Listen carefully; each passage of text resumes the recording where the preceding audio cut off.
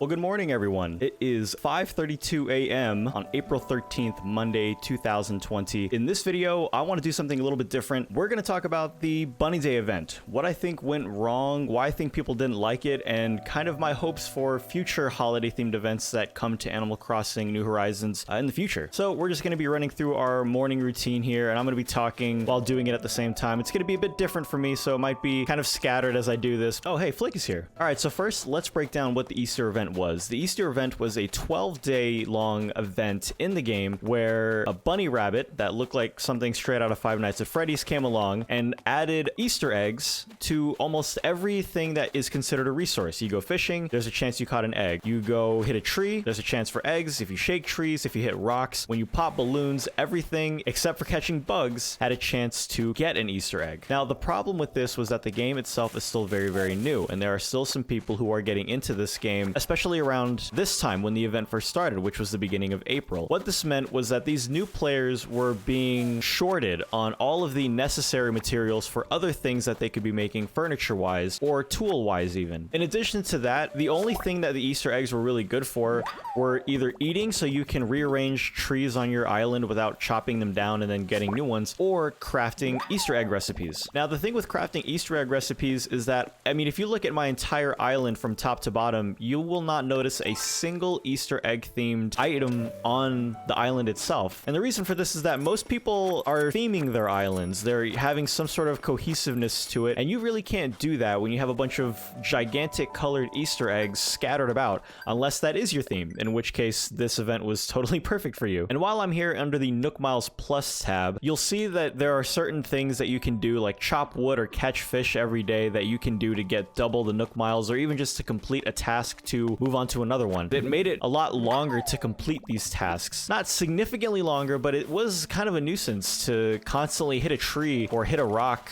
or catch fish, and the only thing you're seeing is eggs. In fact, the Easter egg appearance rate was so high that they even had to adjust it. Now, I don't know if that was an internal thing that they did. I don't know if they were just listening to community feedback and decided it was time to lower the appearance rate, but they were appearing a lot. This actually made using things like Nook Miles tickets kind of pointless as well, because you would use 2,000 miles to go to an island, and the only thing you'd find more often than not is just Easter eggs. Not that you couldn't find materials and such that you could just use normally, but it was so far and few between that it became almost pointless to use them. Another reason why a lot of people didn't really seem to like this event was that it was actually taking place during the time when another event was happening that a lot of people did love and a lot of people were looking forward to, and that was the Cherry Blossom event. So for spring, I would say about 50% of the trees in-game were changed to a pink cherry blossom tree, and it actually was so nice and so appealing that there were a lot of people who ended up basing most of, if not all of their island renovations on the cherry blossom trees. But the thing about getting the cherry blossom recipes was that more often than not, you would get them primarily out of balloons, and the appearance rates were so high for the Easter egg balloons that they actually ended up causing you to get more duplicate DIY bunny recipes than you would actual cherry blossom recipes, which was pretty frustrating considering those pieces of furniture have way more application and a lot of people have way more uses for them than Easter egg furniture. And I would say that the recipes is actually another reason why. I mean, how many times did you pop a balloon? It would be a DIY bunny recipe, and it would be like the fourth bunny egg wreath that you would get. So going back to the appearance rates, I mean, the appearance rates were super high, but the rewards were so small that you ended up getting so many duplicates of so many things that you couldn't really use again, so you'd end up just selling anyway. There was also a fishing tournament event that happened on April 11th as well, where the goal is to see how many fish you can catch in 3 minutes, and I didn't experience this myself, but I know there were a lot of people who would do the event and they would start catching eggs more than they would be catching fish, which would take up a good portion of their time in the 3 minutes that they're trying to do this. So the Easter egg event was actually taking over 2 separate events that were happening at the exact same time, which a lot of people just really didn't like, and I'm actually included in that party as well. So in addition to the appearance rates being high and the fact that it was encompassing 2 different events that were happening at the exact same time, the biggest reason for getting all the eggs and then for getting all the recipes, then crafting all the recipes, was that at the very end of it, Zipper, the bunny, would give you an exclusive recipe for catching all the eggs and for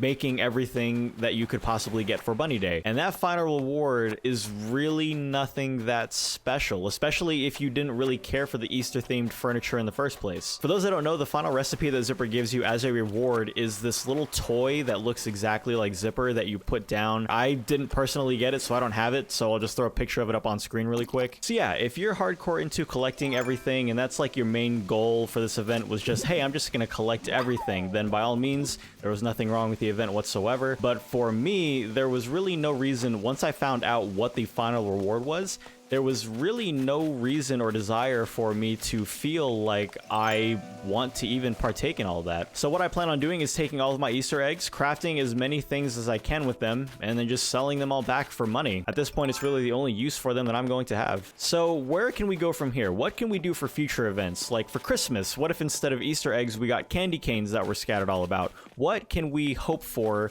those type of events to make it so that there's not this big backlash of people who really didn't care for it whatsoever? To be honest with you, the only thing they can really do is to just do the complete opposite of what they did for this event. So the biggest thing, as I mentioned before, that people really didn't care for were the appearance rates. And like I mentioned before, they actually had to patch the appearance rates of the eggs because there were so many. So imagine if during a Christmas event, we get something like everything is replaced with candy canes. Make it so that there's not an abundance of candy canes scattered around throughout the island. Or if there are, make it so that there's not an abundance of them on islands where you have to use Nook Miles tickets to get to. And speaking of Nook Miles, at least make it so that there are some themed Nook Miles plus tasks that you can partake in, like collect 5 candy canes or something like that. I don't know, but basically don't make it so that they're intruding on your Nook Miles plus tasks. That was the biggest thing for me, honestly. The second thing they can do is, as mentioned before, this event happened during not one, but 2 other events that happened simultaneously. So make it, if you're going to make an event that is of this caliber, make it so that it's the only event people are partaking in, really. So there's not really much that you can do about the final rewards, I suppose, but